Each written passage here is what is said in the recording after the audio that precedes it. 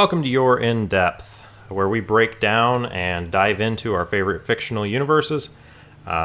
Today we are going to be covering The Hobbit, The Desolation of Smaug, Part 1. So just the first hour of the movie. As usual, I'm Jacob, and I'm joined here by Salvador Manila. So what's up, Sal? I was not expecting that one. How you doing? I was not ready for that one. Oh, come on. How you doing, Sal Manila? I'm doing just fantastic. Just top of the line, tier 1. I have a toaster now in the house, so I can use that. Okay. I'm just going to ignore that. Not for making toast, for anybody that was wondering. Yeah, just, it's, yeah.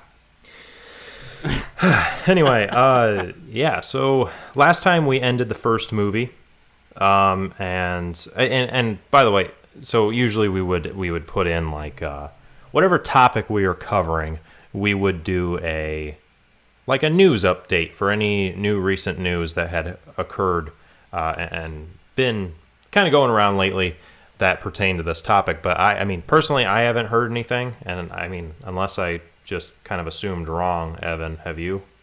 No, I haven't really seen anything new either. I haven't seen any updates for any of the stuff that's going to be coming out soon. So. Yeah. Okay. Just like Mandalorian Chapter 8, I want to just say that if there's any upground noise, that's not a thing, background noise, I am in a different recording kind of environment. Evan, you are in the same one, but you're using your old mic, or your mic, but not the same one as last time, because there's a lot of it's storming there apparently, so there's a lot of background noise. So inevitably there will be cars probably going by in back of me and making a bunch of noises. And I was actually listening to the most recent recording, and you could hear birds in the background because there's like some trees right outside my windows. So it was just kind of like, I don't know, it was almost like this ambient kind of music that was just kind of nice. Not music, but well, kind of music, because they do their little things. But either way, if you're bothered by that, sorry. If you're bothered by that, get over it. We don't care. That's the main thing, yeah. But I was just being nice.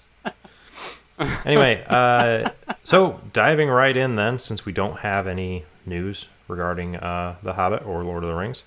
Last time we ended the first movie, and that last scene, it was we saw the Lonely Mountain is in sight, and they're still on the run from orcs, but they've made it this far. They've got a good amount to go, but they at least see it. It's in sight. They've been able to. I feel like that would be a moment of hope. It's like, because they've faced some different stuff. They battled goblins. They did all this, but to physically see their end game, is probably pretty encouraging. And I mean, a lot of movies do this. They kind of, where they have like a trilogy or a series going on, and like the first and second movies with kind of like that kind of high note, that kind of high hopes stuff's going on the up and up. Yeah, usually. And so I know, because I've seen them all, but we can expect this one to kind of be maybe more of a stuff's going on towards the end of this one. It might be that we hit the high on the first movie. We'll probably hit a little bit of a low on this one once we get to the final part. Yeah. So I am having a little bit of trouble hearing you. It kind of like fades out quite a bit. So I do apologize if I ask often, being like, what? But just forewarning. But I think I understood what you said there. But yeah. But anyway, starting off this movie. We open with a kind of a rainy scene, and it automatically, you kind of get the feel that it's a flashback, especially given where the last one ended. But it says that it is in Bree, which is on the borders of the Shire. Just kind of a little market town kind of deal. Yeah, so Bree is kind of like where the world of the Hobbits ends and the world of man starts. It's kind of like that you'll see a little bit of hobbits and some like kind of a mix of hobbit and men. Um, but then any much further than Bree, you'll primarily see men, maybe some dwarves, but typically it's kind of the world of men Okay. Um, as we're kind of panning through the streets, we're following a character that's hooded. I mean, it's raining, so it's not like this mysterious hoodedness. It's just, he's shielding himself, but at the same time, to us, it's a bit mysterious because it's like, who is it? now. I mean, it's like a dark But scene too. It's like mhm, getting into evening into nighttime. right. But we see a man step off from the left, and he aggressively bites a carrot. And then we enter into a new scene where we see the person that we've been following, and I feel like you would probably assume right away that he's a dwarf, but he's Yeah. fairly short, But I mean, I think that you He's probably he's know. fairly short, but he's not quite short enough where you're like, that's a hobbit. You know. Right? Yeah. I would say before actually seeing his face, you'd be like, okay, that's most likely a dwarf, maybe a short man, but most likely. Yeah. But he enters into a tavern kind of bar area called the Prancing Pony. Yep. I think that this is unique to the Lord of the Rings, at least, right? Isn't it in the Fellowship of the Ring? Yeah, it is. Yeah. Okay. And between this movie here in the beginning and Fellowship of the Ring, Mm-hmm. this kind of seems like, there are some like non-canon movies out there where like Gandalf meets people in the Prancing Pony. For whatever reason, it's kind of like his go-to spot Hmm. for like meetings, at least in this part of the world, for whatever reason. But anyway, this character enters in. We don't know who he is yet, but we kind of see a bit of the the life going on in the tavern, in the bar. I mean, And you get a little glimpse of his face right as he goes in. yeah, a little bit, but like not enough to see who it is. But then it eventually, I mean, it shows the table that he's sitting at, and it is Thorin. Yeah. He's just chilling. He's eating. He's gotten something to drink. He's eating some bread. I do He's have to kind say, of yeah. sorry, one of my favorite parts of this No. is like it kind of does a quick little cut in the middle of him eating, and it just shows some hobbit get lifted up by a man and put on a stool at the bar. Yeah. It just cracks me up every time I see it. Yeah. It's like when a toddler comes running into the kitchen for like lunch and like the parent picks him up. And you just pick them up and chuck them into the oven. Oh, that's not where I was going, but okay, yeah, that too. Oh, I'm sorry. I thought we were on the same wavelength. Wavelength? Length? No, length. Never mind. That's Wavelength. stupid. That is how you say it. Yeah. I have never once used that phrase, so I was just like, wait a minute. But I'm just stupid. But no, Anyway. it's just like it's like that typical toddler comes running in for lunch and the parent picks him up and puts him in the high chair, so they can reach the table. Yeah, exactly. Helps him up so he can reach the table. Yeah, Yeah. that's essentially what's going on with this hobbit. That's pretty funny and accurate analogy there. Yeah.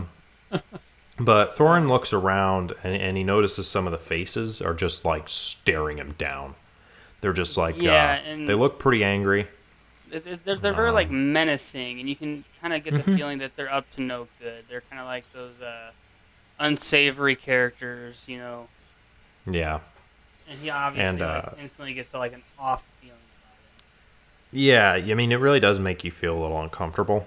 it. Mm-hmm. And then one of them stands up and starts approaching him, and then it pans over to the other one, or it cuts over. It doesn't pan over, but it cuts over to the other one, and he's doing the same thing. He stands up and they're closing in on Thorin. And he even grabs like the hilt of his sword. Mm-hmm. Yeah, as he's ready. he sees this. But at that moment, we do see Gandalf sit down at the table. Yeah, Gandalf enters in and sits down. And the two shady figures like back off. It's like, Mhm. oh, there's someone else there. Better not mess with them. Type Yeah. of, like reaction. Right. But yeah, he introduces himself as Gandalf the Grey, or I think. But Thorin knows who he is.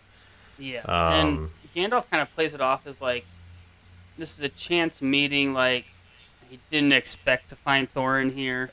Yeah. Yeah. But anybody that knows Gandalf is like, nothing is a chance meet. Yeah. Like nothing is chance. If something catches him unexpectedly, it's because stuff has gone off the rails. It's not just because it's like a small little surprise. Mm-hmm. Otherwise, he's pretty much anything that happens, he's prepared for and he's seen or he's planned. Right. But he asks Thorin what brings him to Bree.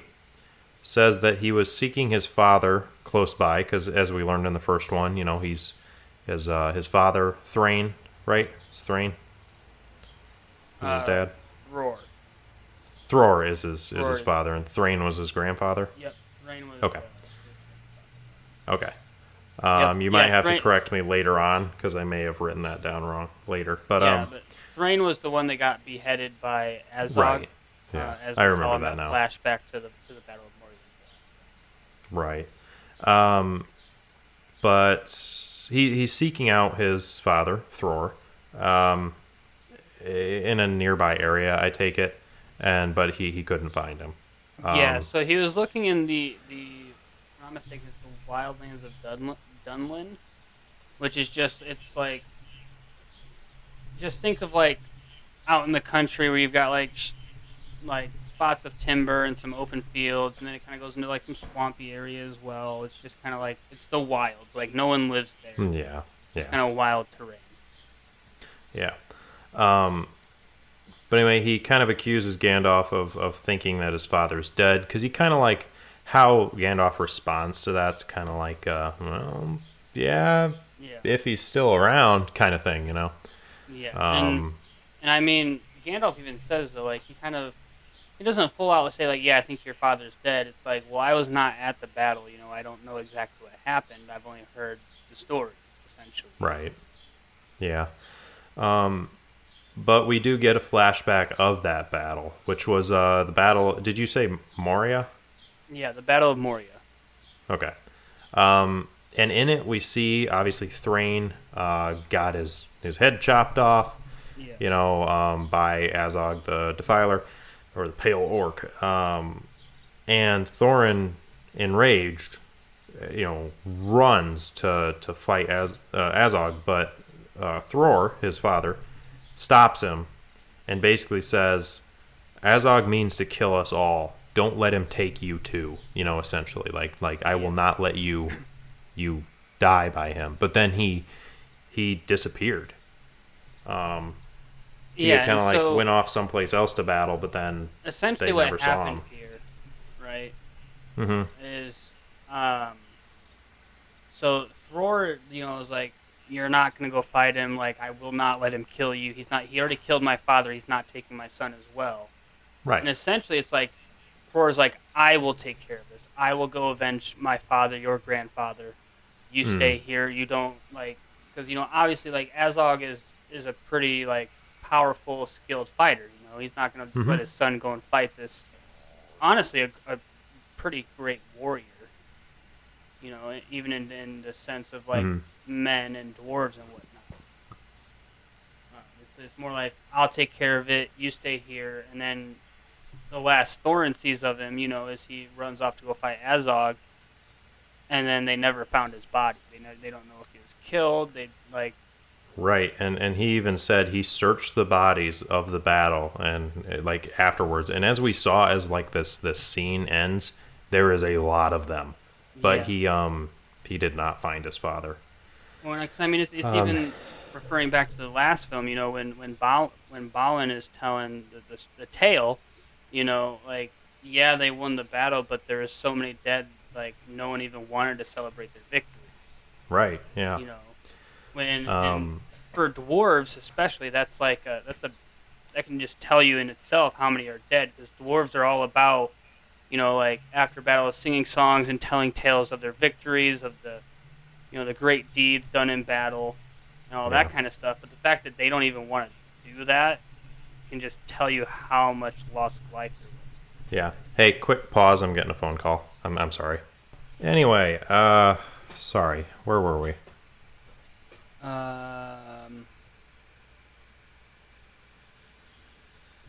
Yeah. We were talking about Thror disappearing. We hadn't gotten back out of that flashback yet. Yeah. So. So it's just like the loss of life at that battle. Yeah. Um, and one thing I don't think we pointed out when we covered the last movie, but I actually noticed it here in this cutscene. Yeah. So if you look closely, and you kind of pay attention to some of the background characters here at the Battle of Moria. Mm-hmm. Two of them is Dwalin and Balin, who are both there. Hmm. And obviously, Balin is the one, the very old one with the white hair and white beard. Yeah. But Dwalin is the one that he's kind of taller and stockier than the rest. He's got the bald head with the hair on the sides. Yeah. Yeah, both of them were also there at the Battle of Hmm. Moria. But Dwalin's got like one of those like full-on mohawks, like thick, just mohawk going on during like at that point in his life. He's got the mohawk rocking and full-on like dwarf beard and all that.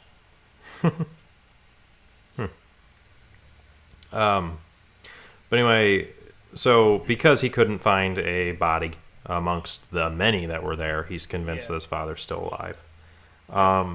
Gandalf asks him about the dwarven ring that his grandfather had. And apparently Thrain had given it to Thror, and Thror was wearing it when he went missing. Gandalf kind of urges Thorin to like the same thing that he was trying to get Thror to do is like, go back to the Lonely Mountain, take back your homeland, kind of thing. So he kind of almost gives him that quest. I was totally wrong. I gave you the wrong information. It is Thrain. I'm an idiot. I'm sorry. You butthole. I'm sorry. I'm an idiot. I kept writing down Thrain. Yeah, it's Thrain. I'm sorry. Gosh darn it. Yeah. Dude. All right. You. Well, time to start the episode over. Honestly, I don't think I've said it too much, but well, we're corrected now. Evan, I believed you. I trusted in you. That was your first mistake. In you. Pushed as far as. Anyway, all right. So either way, Gandalf urges Thorin to take back his homeland. Thorin then makes the comment, and he's like, "This is not a random meeting, is it?" But Gandalf gives him this piece of cloth that has black speech on it, and basically says there's a bounty on Thorin's head. Yeah.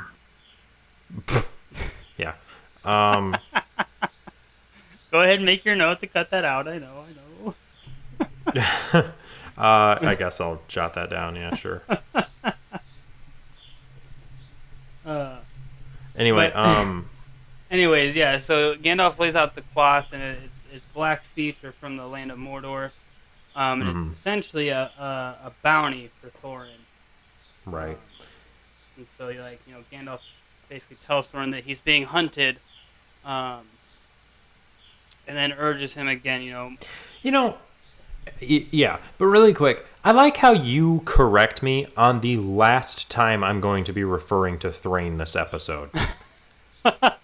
like I go through this entire flashback that starts off our episode, that starts off the movie. And it's like, okay, yeah, I'm saying it wrong. I started off saying it right, and then you're like, oh, you think it's Thror. And I'm like, oh, is it? Okay, I guess. And then I literally searched through my notes, changed the occurrences, started, referring to him as the wrong thing under your guidance. And now all the way at the end, when I'm not going to be referring to him anymore throughout this entire episode, you're just like, oh no, you were right. Beautiful. Gosh, darn it. Anyway, Anyways, so we learn though that Thorin cannot really rally the 7 dwarf families because he does not have the king's jewel. Yeah, so essentially that is in with Smaug. Yeah, essentially, Gandalf was like, some of the dwarf families, you like they swore an oath to your family, or like they swore an oath to help, protect Erebor. Mm-hmm. But obviously, Thorin's like, well, they swore that to the person that holds the jewel, not to just anybody. Like, a dwarf has to be in possession of this jewel for them to have to actually fulfill their oath. Right. And at that point, Gandalf, is like, well, what if I helped you reclaim it? What if I helped you get it back? Mm-hmm. But then 12 years pass, and we are where we are currently, like where we left off last time. 12 months.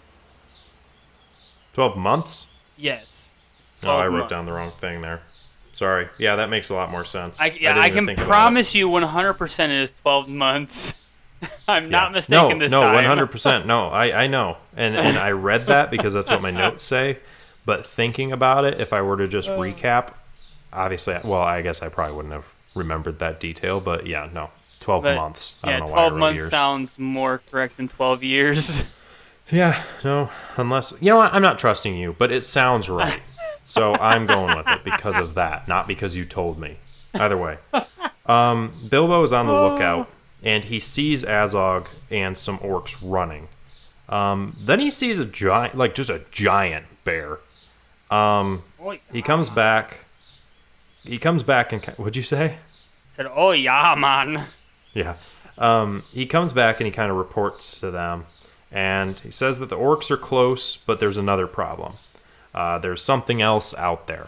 There's a beast, or whatever. And Gandalf kind of, after asking a little bit of questions, he says, well, what form did it take?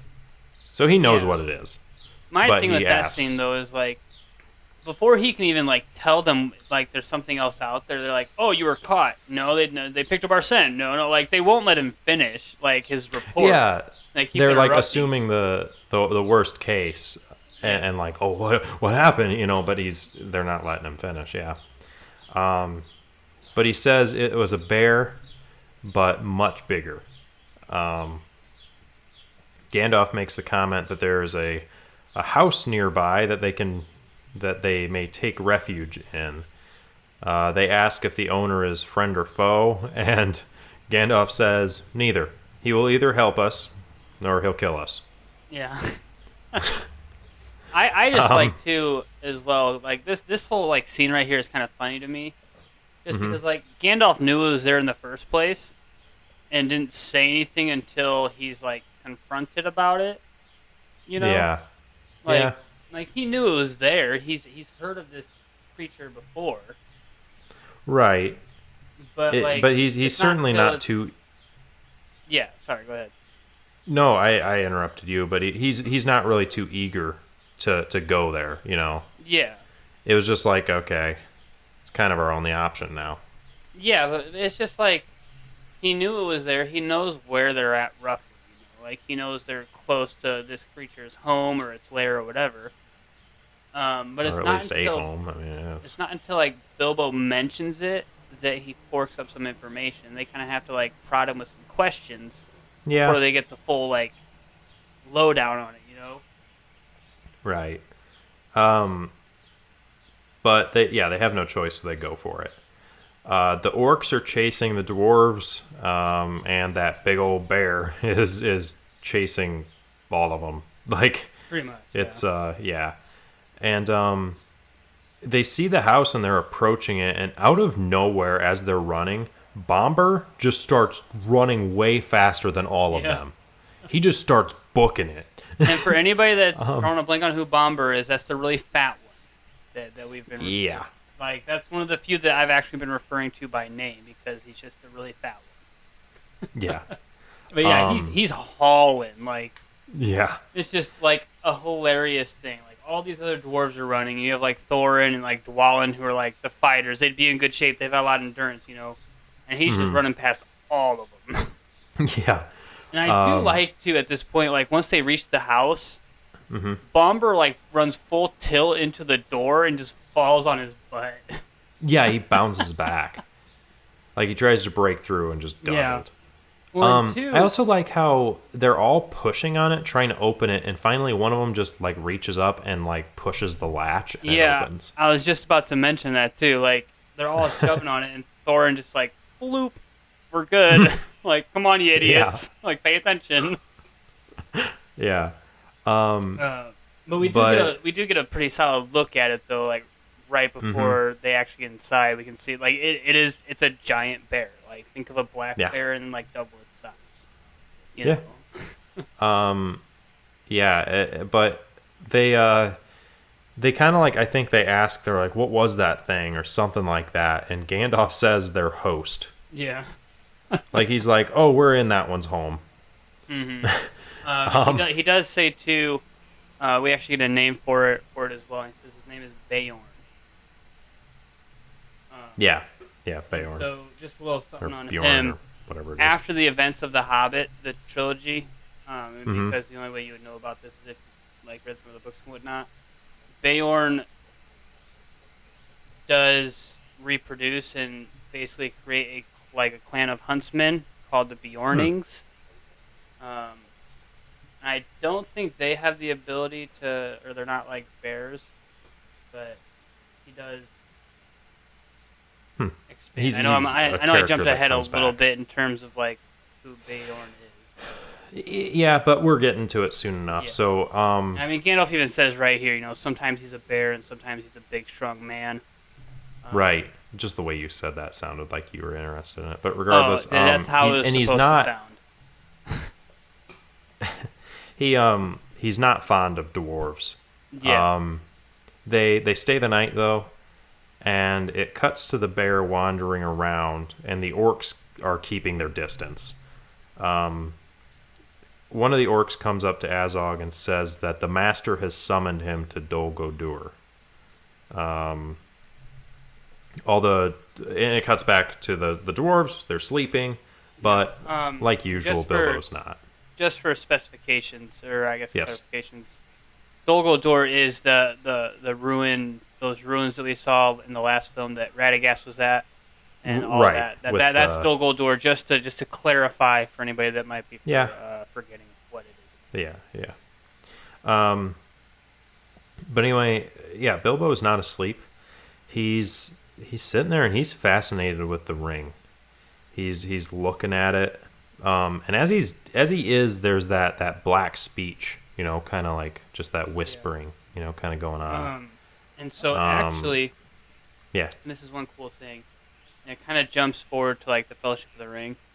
Oh, okay. But that what we're hearing from the Uh-huh. ring is actually the line that we hear. I believe we hear it in Fellowship of the Ring. Is like one ring to find them all, one ring to bring them, one ring to bind them all, or I can't remember exactly what it is. But Oh, essentially, but it's like describing the ring, what it is. it's actually like so engraved on the ring itself, Oh, yeah. and which we have not seen. So like, but like if Yeah, you we haven't haven't seen the seen the Fellowship of the engravings Ring, yet. sorry, like get off under a rock.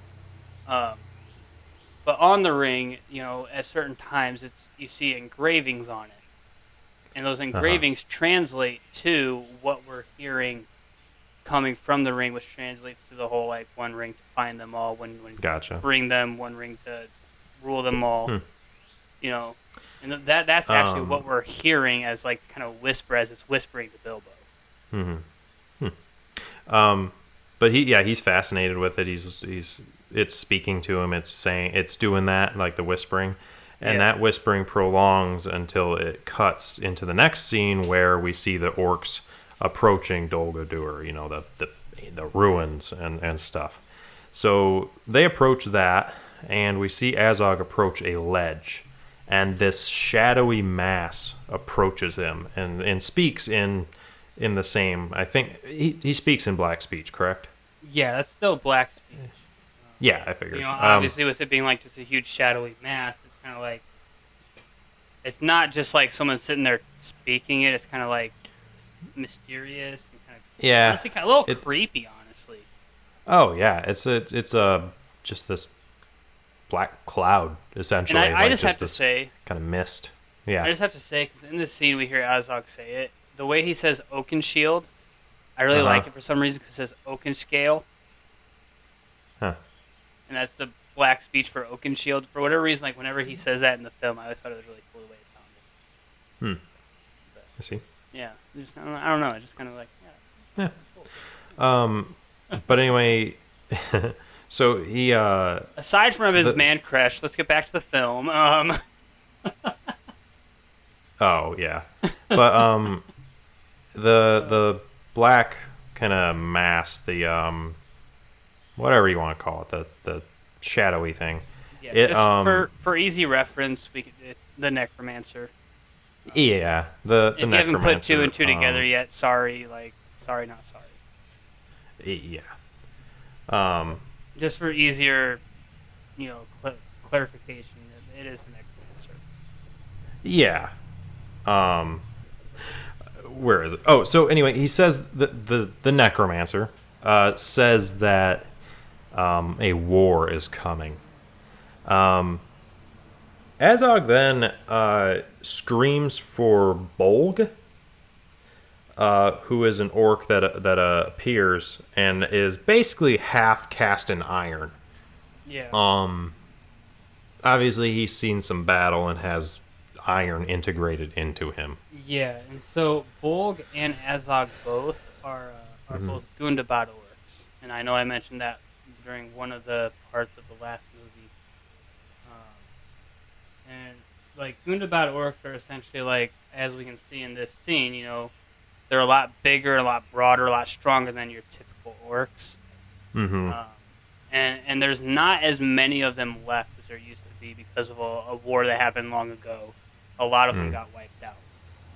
Yeah. But obviously, there's still some around because we have like Bolg and Azog.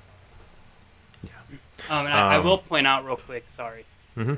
This is one difference between the book and the films. So in the book of the Hobbit, there is no in the book of the Hobbit, Azog actually died at the Battle of Moria. Oh. Yeah, in the book, Azog actually dies there. And I wish Bolg is that the happened. one that's in charge that leads like the hunting pack after the company. And Bolg is the one that would be leading the Necromancer's armies, as he's already just told Azog that he will be. Yeah. Basically, like, replace Azog with Bolg, and that's essentially how it happens in the book. Interesting. Yeah. And I mean, I think they just did it this way just because, like, it adds more plot having Azog in there still. Like, they thought they killed him at the Battle of Moria, but he's actually still alive and he's still out for vengeance. Yeah. Type thing. It's like an ancient enemy returns and he's not actually dead when you thought he was. It's more of like a plot line or more like a hook to try and like catch the audience, like kind of catch their attention type of deal. Yep. But anyway, he sends Bolg on some journey, basically just seeking dwarf blood. He's like, "Do you still hunger for it, or whatever?" So essentially, what he's done here is he's told Bolg to go hunt. He's essentially telling Bolg to go hunt, to continue the hunt. Take my place, continue the hunt, get them. Exactly. Yeah. But we switch back. We see Beorn. I don't remember exactly. I think it's Beorn. Anyway. Beorn, either one, honestly. I think it's Beorn, but I'm not 100% sure. So either way, Bear Man changes back into a man. We see that. And then we see some majestic horses out in the pasture. Yeah. And as morning is coming up, these big bees just kind of buzz around the barn. Yeah, one of them like lands on Bilbo's face, and it's like the size of his nose, like from right between his eyes all the way down to the point, like the end of it. Like these are some pretty big old bees. Yeah, and we see that Beorn is outside, or Beorn. I'm just gonna go with Beorn because that's how I had it. But is outside chopping wood, and he doesn't know that there's people in his house. Yeah. But Gandalf is talking about approaching him, and is like, we need, make ourselves known, whatever. And he says this will require delicate handling. He wants the dwarves to wait inside. He says, until I give you the signal, then come out 2 at a time. And then he makes the comment, he's like, well, Bomber, you count as 2 people, so you just come out alone. He says, too, that the last person that startled Beorn got ripped to shreds. Yeah. Like, that's a comforting thing to tell your company. Like, come on, Gandalf. Mm-hmm. At first, you didn't want to say anything about him, but now you're sharing a little too much information. Like, make up your mind here, guy. Yeah. But Gandalf's nervous as they approach Beorn. And looking at Beorn, like, he's a huge dude. Yeah, and it's a weird thing to see Gandalf nervous. Yeah, I thought that too. He's yeah. Because, like, up until this point, throughout the whole, whole last movie, and anybody that's seen the Lord of the Rings trilogy, like, you don't hardly ever see him, like, unnerved or nervous or worried. He's usually, like, got the thing in the bag. He knows what's going to happen. Roll. Yeah, I'm here. Can you hear me? Yeah. You cut out for a little bit, and then all of a sudden, I don't know. So anyway, keep going. Yeah, I don't know what that was. My end picked it up on Audacity, so I don't know. Yeah, I don't know. Freaking Discord. Yeah. But anyways, like, throughout what we've seen so far in the original trilogy, there's not a whole lot of points where we see him unnerved or, like, worried. He typically, like, has it in the bag. He knows what's going on. Or at least he's got some idea of what's going to go on or what's going to happen. And this is one of those rare moments where, like, he's just... Honestly, he's scared. Honestly. Yeah. And like you said, understandably, like, Beorn's a pretty big dude. Yeah. But Gandalf introduces himself. Beorn asks who Gandalf is. He introduces himself, and Beorn he doesn't know who he is still. He's a bit on edge and jumpy, Beorn is. And as Gandalf's kind of explaining himself, the Bilbo comes out, and so he's introduced to both of them, but you can see how jumpy he kind of is at new company. Yeah. My thing is, though, like... But as he's talking, stinking... Go ahead. Sorry, I was going to say, Bilbo's, like, full-on hiding behind Gandalf during all... Mm-hmm. Yeah, he's hiding. And, like, Beorn asked if he's, like, a dwarf, because, like, as we'll find out a little bit, like, Beorn's not a fan of dwarves at all. He doesn't like... Right. Yeah, he's not a fan of dwarves. But... You there? As... Oh, my God. Yes. I don't know what's going on with Discord. Yeah, it is. All right, I jotted down the time. Whatever. I guess we just proceed, and maybe it'll keep happening. I don't know. But anyway, as Gandalf is talking and introducing himself, like kind of reasoning, like, so, we stayed here for the night or whatever, Ganondorf misinterprets Gandalf's actions as a signal to start sending people out. So they all start just coming out. Good one. Yeah. I like that one. Yeah. Pretty foul. But Gandalf is just kind of basically shaking his head, just like, why are you guys coming out here? And then they just keep coming out, and he's just like, I'm just picturing, like, what's it called? King of the Hill. God, Bobby. Yeah, just Gandalf just turns around. He's like, God dang it, Bobby. Just, immediately goes into Hank Hill. Just go straight King of the Hill. We see like Boomhauer show up.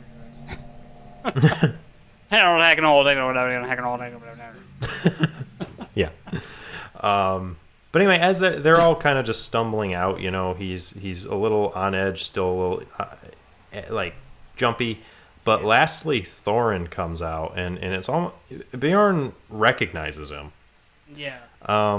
And real quick before we proceed any further, because we did watch most of this film together, for your first time. I ended up falling asleep towards the end of it, but whatever. Yeah, you did. You were out cold.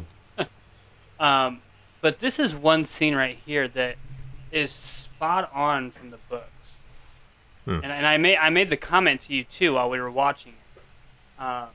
In terms of like the way the book describes Gandalf's reaction and the way he tries to introduce the company. You know, he starts with like our merry band. He's like, you call two a band, and it's like, well, our troop, you call four a troop. Like it's literally like this is probably the most spot on scene from movie to book there is throughout all three films, Hmm. which I think is really cool in my opinion. Yeah. But But anyways, yeah, Thorin comes out, and as you said, he recognizes him. yeah, as you said, and as we've kind of commented on, you know, Beorn recognizes him immediately. Like, and again, I know we've already kind of commented on it, but I just find that very strange. You know, Yeah. like Beorn doesn't know who Gandalf is, and Gandalf is known across at least the West, like across Middle Earth, of like the kind of friendlier side of Middle Earth, not so much like Mordor and further lands to the east, but at least like the western portion of Middle Earth, he's widely known and widely respected, you know. Yeah. But Beorn's never heard of him, but he knows who Thorin is, without even hearing the name, and recognizes him purely on like his appearance. Yeah. It's a little different. It's just but odd, in my opinion. yeah. But we cut ahead a little bit, and they're all eating. And it's assumed that Beorn had let him into back into the house and invited them in for some food.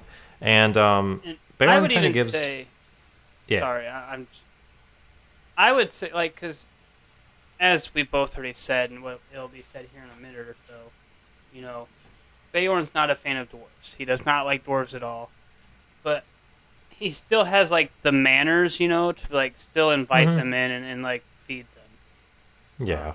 Like he's not gonna be a jerk. He's gonna be a good host regardless of how he feels about them. Right. And Beorn is really all about helping people at the end of when it comes down to it. You know? Yeah.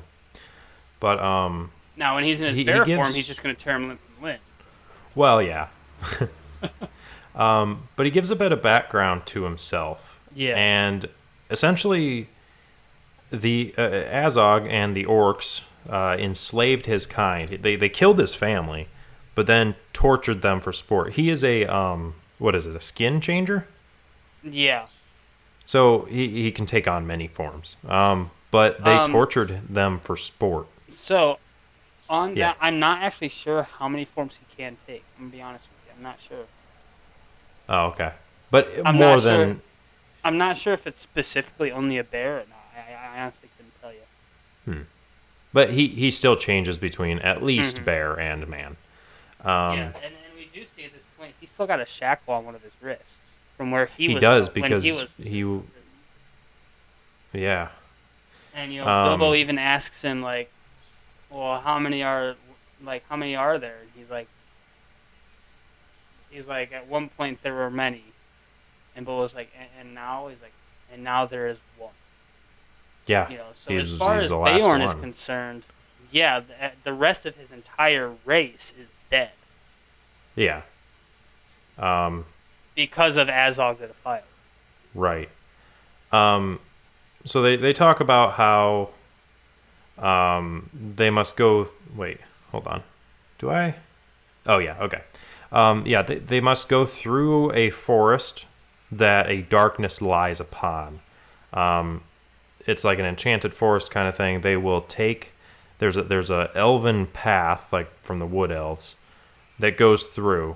But Beorn kind of comments on the orcs and says that their numbers are growing. So these guys needing to go through that forest, they're not going to make it to the forest alive if they go by foot. And the forest he's referring to, yeah. And we actually hear Gandalf say it in the last film when he's talking with Saruman and Elrond and Galadriel. Mm-hmm. It's the Greenwoods. But is now it's the Greenwoods. Okay. The Greenwood. But it's now referred to as Mirkwood because of the dark presence that are coming into that forest from Dol Guldur. Yeah. Because if you actually look at the map of Middle Earth, Dol Mm-hmm. Guldur is right on the edge of the Green Wood. Okay. Like there's not a whole lot of gap between the two. Um, and Yeah. so like a lot of evil creatures and stuff, and we can assume based off what we saw with Radagast in the first film, like Mm-hmm. spiders and orcs and that type of stuff are coming from Dol Guldur and you know affecting the forest itself, Yeah. with like just their dark presence and whatnot. Mm-hmm. But anyway, so yeah, Beorn says you won't reach that forest alive. But then I think essentially he says he does not like dwarves. He points that out flat and simple, or whatever. Plain and simple is the one I was going for, but whatever. I made a new If phrase, I'm I not think. mistaken, it's not even just like doesn't like them. Like he hates them. Like he has like Yeah. it's not even No, like he doesn't like them or he doesn't mind them. It's like he full on hates dwarves. yeah, he says they're greedy and blind to those the lives they deem lesser than their own. So he's got some feelings for Yeah, dwarves, but he then comments that he hates orcs more. So therefore, he is willing to help them. yeah. And honestly, Um, though, in my personal opinion, hmm if they were being hunted by any orc other than Azog, I don't think Beorn would have helped them. Honestly, Yeah, yeah, I think specifically because it's Azog and what Azog did to his people, he's willing to yeah, help them.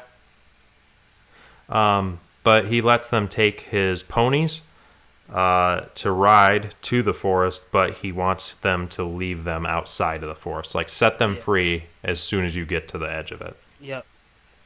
So Um, that's we do have a little they bit of a start we do have a little bit of a dialogue between Gandalf and Beorn here before they right. I was just about to say that they're saddling up, and Yeah. yeah, they have a conversation. Gandalf and Beorn do. And what Beorn actually tells Gandalf here, which is a surprise to Gandalf. Again, it's one of these spots where you don't really see it a whole lot. Mm-hmm. He does tell Gandalf that there is an alliance between the Necromancer of Dol Guldur and Azog, which Yeah. Gandalf was not aware of up until this point. Yeah, and he says that packs have been seen gathering there at Dol Guldur, Yeah. and they are growing in number. Yeah, and I mean, right here, it's really like, honestly, it's kind of like they're both kind of exchanging information, like kind of updating each other. Yeah, Um, yeah, it is kind of an update. But Beorn even tells Gandalf that Azog pays like homage to the Necromancer, like almost like he gives them a cut of whatever their findings Yeah. are. But yeah, then he and he also, sorry, go ahead. nope. I was just gonna say he also comments that dead have been seen walking.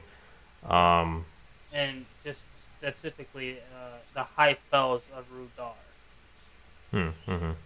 And Rudar is like a mountain range to the north. For clarification there. Hmm. And the High Fells is just like a specific spot on that mountain. Yeah, yeah. But Beorn even questions if the enemy of long ago, or Sauron, has returned, because that kind of power to raise the dead he kind of had that. Yeah, Um, and he even asks like if there are actually tombs, because as far as Beorn knows, it's just rumors that he's hearing. You know. Yeah. Yeah, he's basically like, are there even tombs up there? Like, is that Yeah. part true? And we kind of get a little bit of a dialogue from Galadriel that we heard in the last movie. Right. And he says when Angmar fell, the men of the North took his body and all of his possessions, and all that he possessed, and sealed it within the high fells of Rudar. Deep within the rock, they buried him in a tomb so dark it would never come to light. Yeah. And we actually do get a little bit of a flashback, seeing the men of the North actually burying him. And that dagger that we saw in the last movie, we see one of them throw that dagger in one of the tombs. But yeah, Beorn questions that, And Gandalf replies with, Saruman the White says it's not possible. He was destroyed long ago. And then Beorn questions, he's like, well, what does Gandalf the Grey say? Yeah. And then he doesn't really get an answer before they need to get going. And honestly, I really wish there was not just books covering this period that they're kind of referencing here with like the enemies from long ago. Mm-hmm. Because based on the books, right, this enemy they're talking about is obviously Sauron. Angmar was like one of like his top generals. And during this great war that happened 3,000 plus years ago, like the good side, like men and elves and dwarves and whatnot, they were pushed to like the brink, like almost lost. You know, and it was a long, bloody war spanning decades. And like there's so much stuff there in the books that would be really cool to see on screen. I wish they would cover more of that on screen. There's just so much that goes into it. Yeah. But anyway, they ride though across the hills and finally approach that forest on the ponies. As they get off and they're walking in, Bilbo makes the comment that the forest looks sick, diseased. Then he asks if there's a way around it, and Gandalf says the only way around is 200 miles north and twice that south. Yeah. So the best way is through. Mm-hmm. Well, because essentially, and again, if you look at the map of Middle Earth, and you look at the Green Woods, it spans obviously like 600 miles from what Gandalf said right here, but like it's not just 600 miles like to the north and south. I would say it's like a good, in certain areas of it, it's like a good probably 200 miles across as well. Like it covers so a huge chunk of land. Right. And I would say the Elven road that they're attempting to go on is probably the shortest path through. Right. But there are sections of it that are, I would guess, roughly 200 miles wide. Yeah. There's definitely a spot that you could easily get lost in, and if you did get lost, good luck finding your way out. Yeah. But especially not with all the evil coming. Please. Bilbo reaches into his pocket and kind of touches the ring again, and he hears that whispering. But then it cuts to Gandalf, and Galadriel's words are echoing to him, just saying, the necromancer is not what he seems. If our enemy has returned, we must know. So Gandalf, go ahead. Sorry, I was going to say, this specific spot we were talking where we hear Galadriel's voice, if I'm not mistaken, this is actually Galadriel communicating with Gandalf here and now. It's not like something that we've heard before. See, it did not sound like something that she said before. I don't recall that. Yeah. But I didn't know if, like, she was, so, okay. Yeah, so, like, that previous one when Gandalf and Beorn were talking, like, obviously we had heard that before. We'd heard that that was a revisiting. But this right here, if I'm not mistaken, is actually Galadriel communicating with Gandalf in the here and now, in the moment. Like, it's not, like, just something he's remembering her saying. Yeah. But, as he's hearing this, he moves some moss that is on like a pillar, and there's a symbol on it. Yeah, and it's actually on a statue. A depiction of an elf. I'm not sure who the elf is supposed to be. But as he removes that branch, like you were saying, we hear Galadriel again, and she tells him to go to the tombs in the mountains and see for yourself, essentially. Like, check to make sure the tombs are still sealed type of deal. Yeah, because when he did that, we saw a symbol, and there was like these flashes of Sauron. Yeah, and for those that might not have known, that symbol is the symbol of Mordor. And I will say, in Return of the King, the last movie of Lord of the Rings, if you really pay attention to them in the movie, you can see this symbol on some orc shields.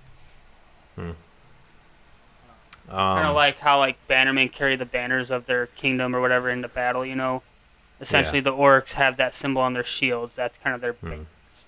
Yeah. but Gandalf stops the dwarves from freeing his horse as he needs it because he's going to be heading to the High Fells. He's going to check. And this right here is why I think why I'm pretty sure that Galadriel is speaking to him in the moment. Because it's like, she's telling him now to go to the High Fells. It's not like she just told him at some point, oh, just whenever you get the chance, go there. You know, it's like... Yeah, because it wasn't really something that was in the back of his mind. Like, we hadn't really heard this. I think you're right on that. And that's why I think, I'm pretty sure this is like in the moment she's speaking. Yeah. But, anyway, Bilbo starts to tell Gandalf something in this moment. He's about to tell him that he's like, oh, by the way, I found something. Yeah. Like the ring. He's going to tell him. But as he's about to tell him, like, Gandalf's like, well, what is it? And he like reaches in his pocket and kind of feels it again. You hear that whispering. And instead of saying the ring, he kind of diverts and's like, courage. I found my courage. As kind of like, it's like the ring influenced him almost to kind of like, not give away that. It's kind of like this deceptive. I would even say it's not even like kind of, like it full on like influence. Yeah. Because the ring itself has the spirit of Sauron in it. For those that don't know or didn't realize, right? It has the spirit of Sauron in it. And Sauron knows who Gandalf is. And Sauron would definitely know that if Gandalf found out about the ring, like, he would do something about it. He just wouldn't let Bilbo hold on to it, Yeah. But with that being said, too, just for clarification, like, just because his spirit's in the ring does not mean that Sauron knows where the ring is. Yeah. Just for clarification, for anybody that's like, well, why did he just send his dudes to go get the ring now? Like, though Sauron's spirit is in the ring, he doesn't know where it is. And so, obviously, that's why he doesn't have it. Like, he has not retrieved it yet. Yeah. Or has not attempted to retrieve it yet. Yeah. But, as Gandalf is getting ready to take off to the High Fells, he tells the dwarves, don't touch the water. There's an enchantment in the forest that will try to lead them astray. Stay on the path. And if I'm not mistaken, it's in this scene, too, that he tells them not to enter the mountain without him. To wait for him yes, to over. He does. Right, he says, wait for me, do not enter without me. Yeah. Which, we'll kind of get a clarification of what the overlook is. I would assume in the next, or the part 2 coverage of Desolation of Smaug. Just kind of depending on how it lays once we get to those points. But we'll kind of get more of a clarification on what that is specifically. Right, yeah. But they start to make their way along the path, and they're obviously like kind of dazed. They're breathing in this air inside this canopy of the forest, and they are starting to kind of get a little bit, But they're commenting on how their heads are swimming. And I'm really curious because it changes from movie to book, right? For how long stuff takes and like how long they're in a certain area, it just kind of changes a little bit. And I'm really curious per the movie how long they're in this forest, because we don't get a good reference of time. No, I see. And like the trees are so thick, anyways. You can't even see the sky. Right. So like when you said canopy, it's like literally like it's so heavy and so thick, just the trees themselves, not even like the air and whatnot, that they can't even look up and see the sky. Yeah. But they come across a bridge that's incomplete or probably broken, but it looks like it was destroyed at some point. Whether it was to stop someone from coming across or just kind of crumbled from time. Couldn't really tell you. But they need a way across the river. They can't just swim it because the waters are enchanted. So they search around a little bit and they find some vines. They send the lightest person first, which is Bilbo. I really feel like they should have sent Bomber first. Honestly. Probably, yeah. I feel like he's the lightest. I think so. Has to be. He has to be. I mean, you saw how quick he ran. Yeah, come on. But anyway, he struggles, though. Bilbo struggles around the vines as they find him and like try to go across. He struggles and he flips around a good amount and he almost falls multiple occasions, but he's just kind of chill about it. he like Well, and flips over and he's like, "Oh, well, that's not okay." well, And there's like, one point too where he like I don't know if he like tripped or what exactly or slipped. But, like he catches himself like right before he goes into the water, and the look on his face is like you can tell that he's being affected by something. You know, oh yeah, he's almost like just completely, like dazed almost. yeah, yeah. Um, but he finally makes it across after almost falling. And he kind of makes the comment. He like kind of draws together. He's like, "Man, something's not right here." And so he says that, and then he turns around and he calls for the dwarves. He's like, "Stay where you are at. You know, like stop. Don't come across." And as he turns around, they are all coming across. And and as they're doing this, Bomber is yawning, and he just falls asleep. He falls backwards and he falls onto a branch. And then falls in the water. Yeah, and then he falls in the water. And like Meanwhile, when actually, he I think falls, like we can see it's not that deep. You know, like no, it's really not. But he's just either that or he floats. I don't know which one, but he's out. But we also see a white deer show up around this, and Thorin kind of raises his bow, but they watch it. Actually, that's an elk. Shut your mouth. Anyway, a caribou shows up. Oh my god. Okay, fine, antelope. And as they watch it, he ends Get up it right, shooting Jacob. it. It's a reindeer. Come on now. Oh, fine, anyway, so a raccoon runs off. And, A squirrel. uh-huh. Yeah, you say, well, squirrel. And so this is Yeah. squirrel. Yeah, so it takes off running after he shoots at Evie, and and then we see Bomber asleep, in the water. They get him up and they're moving him with a stretcher, which holy cow! Like, But that's they're gotta all out of it. suck. Yeah, Like but let they're all alone pretty well out of it. let alone the fact they're all out of it. The fact that they have to carry him Yeah, by Yeah. itself must suck, and then the fact that they're all out of it as well has got to just suck Yeah. even more. right. But Bilbo kind of notices something and hears some voices as they kind of like come to a stop, come to a pause. Yeah. And he sees like there's a bunch of spider webs and stuff, but And it's real just he's quick- just kind of playing with them. Because this is Yeah. another one of the points where it diverges pretty heavily from the books. And for those that have read the book, this is kind of for you guys so you don't completely flip out. But in this point where we saw Thorin shoot at the elk,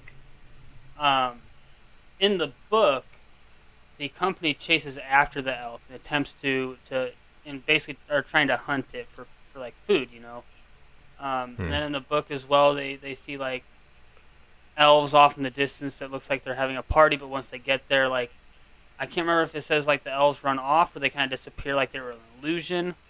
But essentially what happens is they at first start chasing after this elk and then try and get to these elves for help, and they get completely lost. They're off the path, they don't know which way is which, and they're completely lost. But obviously in the film, as of right now, they're still on the path, but they are very dazed and not really all there. Yeah, but actually, right at this point, Thorin kind of leads them off of the path and just kind of wanders off, trying to find their way. Meanwhile, Bilbo's just playing with a spider web, kind of poking it and I'm really curious flinging about it and this stuff. point, too, where Thorin leads them off the path, because there are several points in here where like one of them's hitting the ground with like an axe or like something like that to make sure they're still on the path because it's covered pretty well. And I'm really wondering if like maybe this forest, but the enchantments and them being very dazed and whatnot makes them think they're hitting stone, but they're actually not. Yeah, maybe. So I could definitely see that being some sort of effect that it would have on them. Yeah. But Bilbo hears the whispering, that kind of like the voices again, and then tries to call after the group. They're kind of all wandered off the path, and Bilbo kind of starts hallucinating some as they're kind of he ends up catching up with them, and as they're following, he starts hallucinating. As he looks down at his feet, they're going in reverse. He turns around, and the person behind him is appearing as him. Yeah. they're just horribly lost too, because I like this because they find a tobacco pouch, Yeah. and Canadorf is like, he's like, man, this one's just like mine. Like, he's like super like happy that he found one, Like, and there's dwarves in these woods. Like, yeah, oh. and I think is it Bilbo that says it, or I don't know who says it, but they're like, that is yours because we keep turning around in circles. Yeah, Or Bilbo's like we keep one going that around in says circles. it, yeah. Yeah. Like, that is your pouch, you idiot. Like, wake up. Oh my gosh. Like, we're going in circles. Freaking figure it out. Yeah. But Bilbo kind of sees the sun peeking through at the top of the trees. Meanwhile, the dwarves kind of start fighting a little bit, pushing around each other. But it's almost like, well, actually, no, Thorin does hear those same whispers again that Bilbo had been hearing. As the dwarves are starting to, like, argue with each other, Yeah, and he has them quiet down, and he's like, he comments that they're being watched. Which they say that a lot in these films, like, being watched. Yeah, they really do. Something's watching us. Like, Yeah, really? but, Like, come on. Like, yeah. But Bilbo climbs up the tree and kind of gets all the way up to the top. He pokes his head through. It's suddenly bright. The leaves on the trees are like this rose kind of like color. There's butterflies everywhere. It's just bright. But he gets some fresh air and gains clarity as he's chilling up there. Yeah. And he looks around and he sees a lake. He sees a river. He sees the lonely mountain. He can kind of position himself like, okay, here's where we need to go. yeah. But as he's also looking, the trees in the distance kind of start shaking, like as if something's running towards them. Well, and I think the Like he big sees them part shaking, of this you know? scene, honestly, part of it is the Yeah. tree shaking. So, like, obviously something's coming towards it. But I Yeah. feel like another big point of doing this scene right here is to show that, like, something's in the air.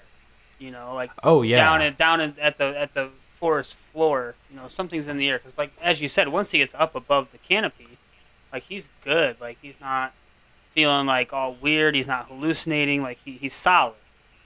right. But up until that point, you know, he was like, while they were all going through the forest down at the bottom, like, as we've already said, you know, everybody's out of it and whatnot. I just feel like this is just to reinforce that something is very wrong with this forest.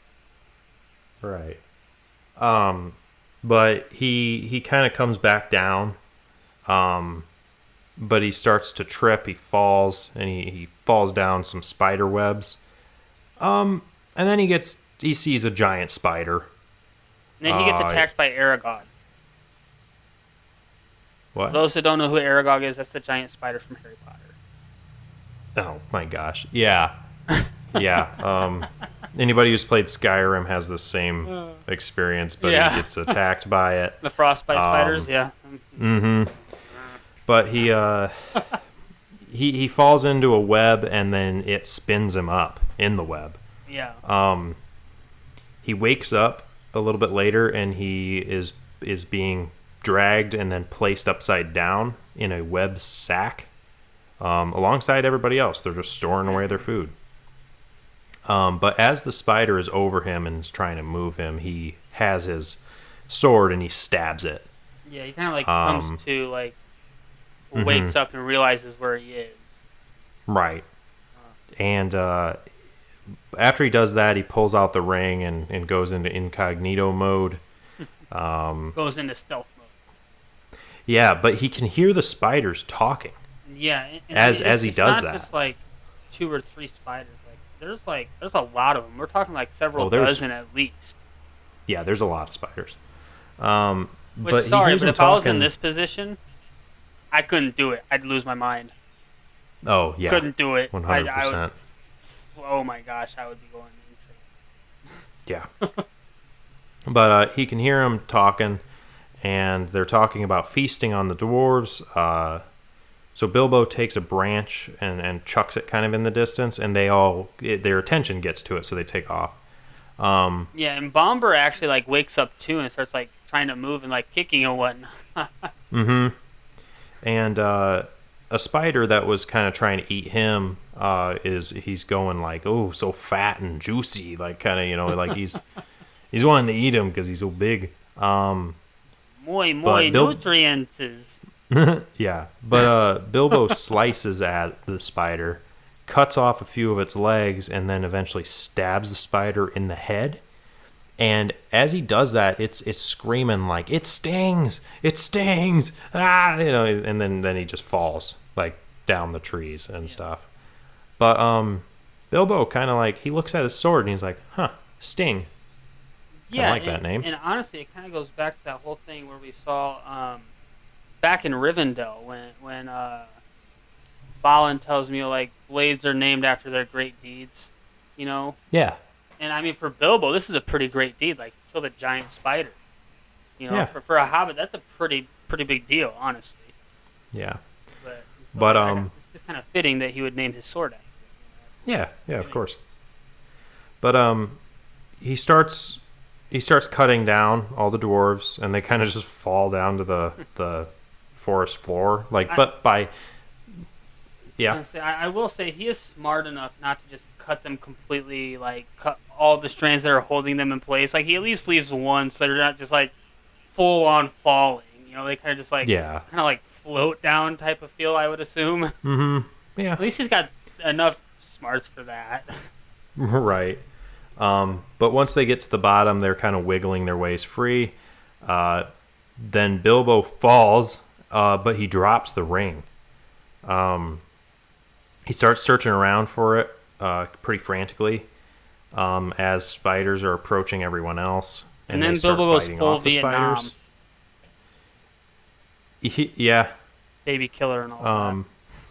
Oh, yeah. Well, one of the spiders attacks Bomber. Yeah. And they all join in. They all grab a leg of this spider and pull it apart. Yeah, like literally every single leg comes off. But then back to Bilbo. He finds the ring. He sees it, but it's like a centipede or something, because it certainly doesn't look like a spider. So it is a baby spider. Is it? It's like a very, like, I would almost say like it's very freshly born. Like, it hasn't developed like to look like the rest of them. Like, it's a very newborny type like spider. I guess. I don't know. It looks very odd, but yeah. Maybe it's a spider. But it comes out and starts trying to attack him, but he viciously and almost rage-filled beats it to death. Like and I said, cuts Vietnam it and finally style. stabs it. Yeah, you were right. I will say, like, shortly after that too. Sorry. Yeah. But like shortly after that too, we do see like Dwalin, who just starts punching a spider. Oh yeah. Yeah, like he just full on like bare knuckle like just punching, which I think is hilarious. Yeah. But then he picks up the ring and he's like, mine. Or sorry, wrong voice, but he's like, mine. Like, it's mine. He kind of realizes though how he just acted and what he did, and he freaks out a little bit. Kind of like that he was capable of that. And I don't really think he's really kind of equated it to the ring yet, which as to like what caused him to do that. Mm-hmm. I don't really think he's put two and two together yet. Like, he freaked out over the ring, and that's why he did this. He's just kind of like surprised. Basically, just I did this. Yeah, like surprised himself that he just did it in the first place. Yeah. But they continue fighting the spiders, and in comes wood elves. And they kind of save them, but then also hold them up, I guess it's like, freeze, basically. You have committed crimes against Skyrim and her people. No, but he says it would be a pleasure to kill the dwarf. And so meanwhile, anybody that has seen, sorry. Yeah. Just anybody that has seen the Lord of the Rings trilogy, you would recognize one of them as Legolas. Yes, we don't really get introduced his name yet, but it's him. So I mean, like, if you have not seen the Lord of the Rings trilogy, that really doesn't mean anything to you yet. Yeah. But for those that have, you would recognize him as Legolas. Right. Which is another difference between the films and the books. Legolas is not in the book itself. That was just kind of something that I assume they did just kind of as like a little throwback to the original trilogy. Yeah. But in comes a female wood elf, and she just slays the spiders, just completely, just In destroying comes the them. wasp from Ant-Man and the Wasp. Um, Yeah, same actress, right? Did I do good on that one? I don't. I'm sorry. I don't know what you said. I said Somebody pulled up. in comes Wasp from Ant-Man and the Wasp. Oh yes, yeah. Oh my gosh. Yeah. In comes her. They all though disarm all the dwarves. Yeah. And one of them, I can't think of his name, has like 12 blades on him. Yeah, that would be They just Feely. keep pulling him off. Yeah. What's his name? Feely. Fili. Feely. Okay. Yeah. Um, But one of them too, and it's Gloin, or Gloin, something like that. Yeah. Legolas actually pulls out like this little, I don't even know what it's called, but it's got like two pictures in it, right? Oh yeah, He yeah, kind of yeah. makes the comment like, who is this like ugly, or who is this, your brother, like your cousin or something like that? He's like, Mhm. that's my wife. Like, what's this, a goblin mutant? He's like, that's my wee lad, Gimli. And again, anybody that's seen Lord of the Rings trilogy would know who Gimli is.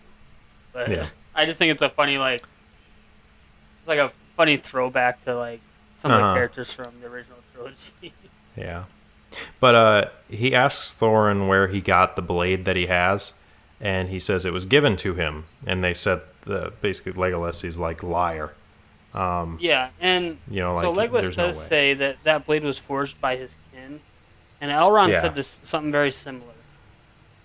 And Yeah. so, for clarification purposes, kin does mean family, um, but within this universe, you will Hmm. often hear that people refer to their own people as kin. Um, So like because it was another elf. yeah, because it was like another Yeah. elf, ancient elf. It's kind of like, well, I'm sure some of those ancient elves were distant relatives of Legolas. But it's just Yeah. like those were elves. I'm an elf. That's my kin, my family, my fellow elves, more or less. Yeah.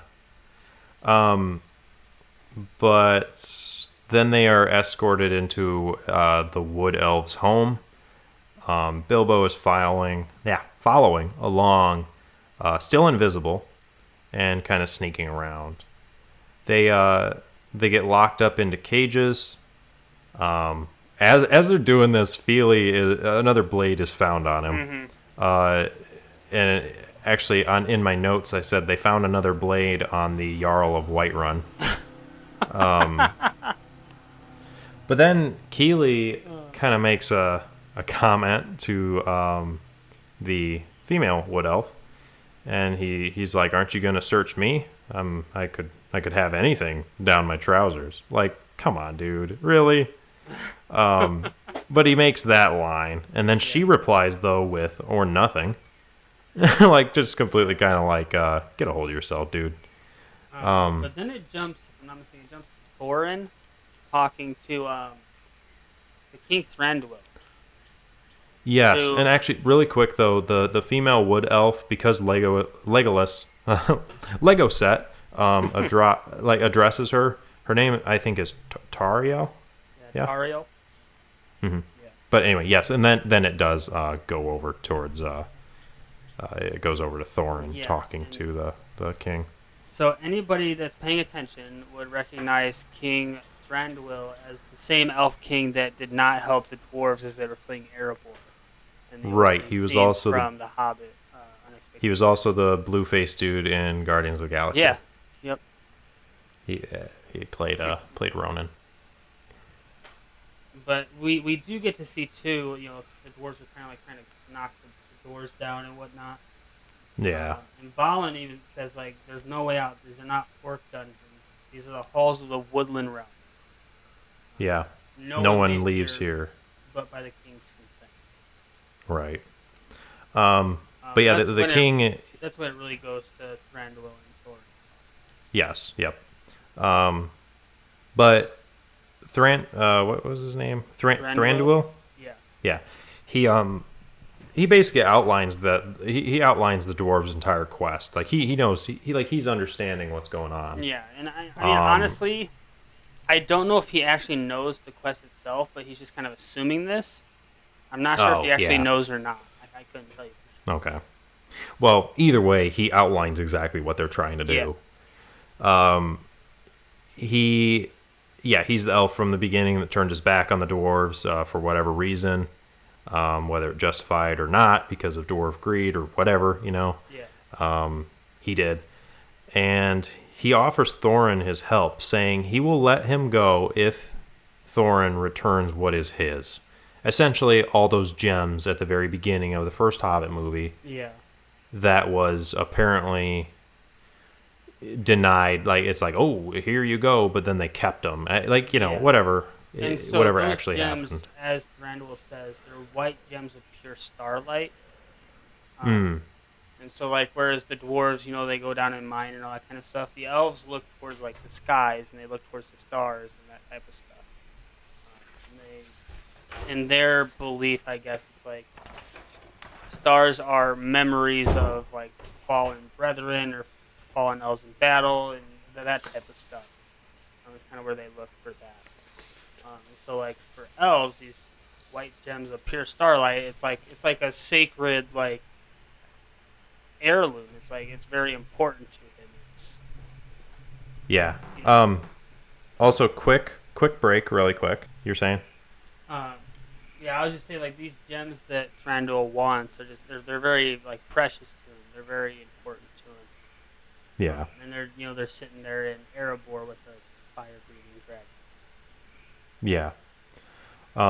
But Thorin proclaims that he will not trust Thranduil. The great king, he obviously has some anger towards him, saying he turned his back on Thorin's people, saying, something about dragonfire, and then the king yells back at him. Thranduil yells back, saying that Thorin knows nothing of dragonfire. He knows its wrath and ruin.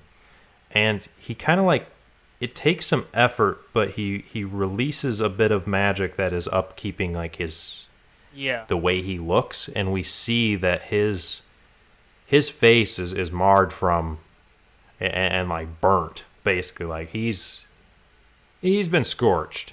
He's been Anakin in episode 3. He'd been he even says he has faced the great serpents of the north, referring to the dragons of the north.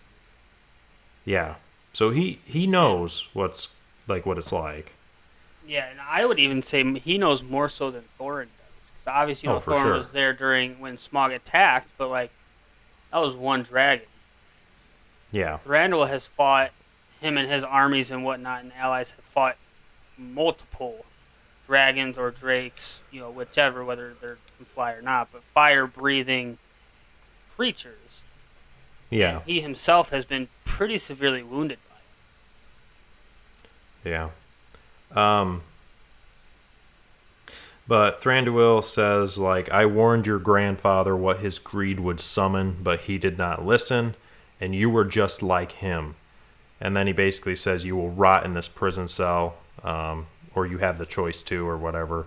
100 years is but a mere blink in the life of an elf. Yeah. And I am patient. Yeah, well, because, like, when we were first introduced to Elrond, like, I had made the comment of, like, he's really, like, Elrond is old. Like, yeah, he's well over, I would say, at least well over, like, 5,000 years old. So, like, that in itself can just tell you how long elves can. Yeah. But Thorin gets taken back to his cell. Right. And, Balin asked him, like, what's kind of going on, and Thorin essentially tells him, like, he told Thranduil that he can go kiss Thorin's butt. Yeah, he's like, did he offer you a deal? And Thorin responds, he did. I told him he could go, and then he starts speaking in Dwarvish. Like, yeah, he's like, he told him blah, blah, blah, blah, something. Yeah. I don't really know I don't know the exact translation, but I just kind of assume that it's like, he can go F off, or he can go kiss my behind, Yeah. It's kind of what I assume he said in the Dwarvish. Yeah. But according to Balin, the deal was their only hope. Then Thorin says, "Well, not our only hope," indicating at Bilbo. Yeah, and I mean, this is just another instance where like we're seeing Thorin like Can you hear that really quick? no, I cannot. Some dude just pulled across the street and he's just jamming old music. I don't hear it.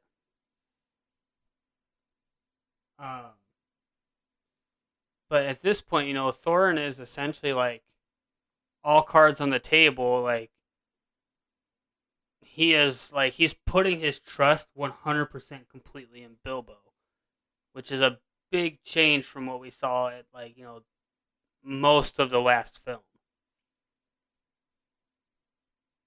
Yeah. Sorry, I'm trying to keep my speech to a minimum so I can edit out this part because they're just playing music. But so, anyways, it cuts to Bilbo and he's like right there close to Thranduil. And Thranduil actually like looks right at Bilbo and says, like, "I know you're there. Why are you hiding in the shadows?" And Bilbo thinks he's talking to Bilbo, but in reality, he's talking to Tauriel, who comes down. And they kind of have a conversation of, the spiders in the forest, and Tauriel's saying, well, they killed those spiders, but if they get to them at their source, at the fortress, referencing Dol Guldur, they can wipe them out completely. But Thranduil's only really worried about his land, so he really doesn't care about anything beyond his borders. Right. And so it's just kind of like, well, just keep our forest clear of them, and that's that. Don't worry about where they're coming from. But so is Legolas Thranduil's son? Yeah, so Legolas is the prince of the Woodland Realms, he's Thranduil's son, yeah. Okay. Yeah, because Thranduil makes the comment on how Legolas has interest in Tauriel. But he would not, or something like she's a lowly peasant, essentially, amongst them. So yeah, so like she's a Sylvan elf, and okay. So you have like Elrond, who is like a high elf. You have like Sylvan elves, and I'm not entirely sure where like Legolas and Thranduil fall in that. I would assume they're high elves as well.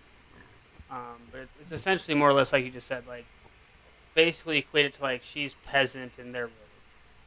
Yeah, and but he basically says, I wouldn't allow that. Like, I would not allow you two to be together, so don't give him any hope when there is none. Yeah. Like, what a jerk. Screw him, first off. But, like, yeah, so he's whatever. But then we cut to outside of the elven place, and we see the orcs. But then it comes back to Tauriel walking around the cells. She approaches, is it Keeley? Yeah. Yep. And starts asking him some different things. She asks about this stone that he's kind of has in his hand and he's playing with. And he says that if anyone but a dwarf sees it, they will be forever cursed. Then essentially afterwards, just like, just kidding. Yeah, like she starts to walk off like, oh, well, I was going to talk to him, but now he's being so I'm going to leave. Yeah. And he's like, or not. It's really, if you believe in that sort of thing, it's just a talisman. It's just a stone. It's harmless. Like, yeah. Like I was playing. Yeah, but he says that his mother gave it to him in exchange for him to promise to come back. Mm-hmm. So we kind of have a little bit of history behind it there, a little bit of sentiment. So this right here, kind of what's happening between the two of them. Again, it's something that's different from movie to book. Yeah, this doesn't happen in the book, correct? Yeah, per the book, Tauriel is not even a character in the book. Like, per the book, she doesn't even exist. This is just kind of something they kind of threw in there. And I would say, even at this scene itself, you kind of start to see maybe a little bit of a romance starting to form between the two of them in this scene, They're kind of exchanging stories a little bit and just kind of really just talking, Yeah. Like that. relationship is starting to form. Yeah, there's a lot of flirting going on, talking about the feast of starlight and stars and moons and whatever, you know. Yeah, and this is a big deal if it actually is forming here because of the animosity that elves and dwarves have for each other. Mm-hmm. And so like elves and men like getting together and having children together is not really frowned upon. And same thing with like dwarves and men, right? But elves and But elves dwarves and like dwarves, yeah. kind of forming that and like kind of falling for each other type of relationship happening is very, very, very uncommon. Yeah. Um, and I will say it's to the point that excluding this kind of scene that we're seeing here in this movie, the relationship between elves and dwarves, it's said that elves and dwarves are not friends all the way up into the point of like two of the characters in the Lord of the Rings trilogy as they become friends. Hmm. Like up until that point, that according to like official canon, whatever, like there's never been any sort of like friendship between elves and dwarves until those two characters in the original trilogy, going all the way back to when like the whole butting heads started. Hmm. But as they flirt and kind of chat, we see that Legolas sees them. Yeah, he's kind of like hiding out, spying on her, Yeah. going full And then creepo mode. Yeah, a little bit. Actually, a lot of it. He's going kind of like I'm surprised that the next like that it doesn't zoom up to him and him just being like, "Man, I hate sand." But it cuts to Bilbo again. He's still got the ring on. He's hidden, and he's observing the elf. Like Really, some of the sand is where you went with that. Really, dude. Episode 2, Anakin is a creep, and that's who I go to for any creepiness. Okay. I mean, you're not wrong, but I was just a little surprised that's where you went with it. Yeah, I mean that's just kind of I don't know. It was just an odd scene for that. Just I hate sand. Anyway, but so Bilbo is observing the elves, and one of them has the keys to the cells, and then it kind of cuts back to the dwarves, and I think they say something like I don't know. They say something where then Bilbo shows up. Yeah, one of them says something like it must be nearly dawn. Another one's like, we're never gonna reach the mountain, and they're all kind of getting like bummed out. And Bilbo and then he shows like up with the keys and starts freeing them all. Yeah, he starts freeing them all. So that's at right about an hour. It's at 59 minutes and 8 seconds, and that is where I stopped taking my notes. I thought that was probably a good place to stop. Yeah, so we'll go ahead and end the first part here. Bilbo has now freed the dwarves, and we'll get to what happens next in part 2 of The Hobbit, The Desolation of Smaug. Yep, which if you're listening to this as it comes out, should be a week from today, as we have kind of we're going to try to stick to a schedule to where Mondays on each week are Star Wars, and Thursdays of each week are, as of now, Lord of the Rings or Hobbit, but eventually just whatever we're covering aside from Star Wars. But yeah, don't forget to leave a review on Apple, because every 100 reviews, we're going to do a live stream. We have not done one of those yet because we don't have 100 views or reviews. So please do that. Work towards that. We'd love to interact with you guys in that way. Speaking of interacting, we have the Discord and the email, and you can send in voice messages on Anchor. Yeah, and so we'll have descriptions or links, for the email and Discord in the description. And I just want to point out, I think like every single episode. But the live stream, it's purely on you guys whether you want it or not. Yep. If you want it, leave those reviews so that way we can get closer to actually doing that. But it is on you guys. Yep. But other than that, every 1,000 downloads, we're gonna do a blooper reel. This episode we had some. Last episode we had some. So we've got some to reward you guys with, but we need the downloads. So I think we may be 300 downloads away. But just spread the word, word of mouth. Share to your friends. Be like, hey, I don't know if you're interested in Star Wars or interested in Lord of the Rings or whatever, but check this out. These two dumb nerds talk about nerd stuff. Yep, pretty much. Just go listen to these two nerds walk through, some nerd culture while they stumble through and make stupid jokes and talk over one another. Yeah, pretty much. That's essentially it. Well, if you like backtracking and dumb jokes, you will like this. I mean, let's be honest. So, like, the only way we would not kind of like stumble over and talk over each other is if we had this like scripted out word for word, line by line. Oh, and that would just be 100%. 100% that would be the case. Keep talking, Evan.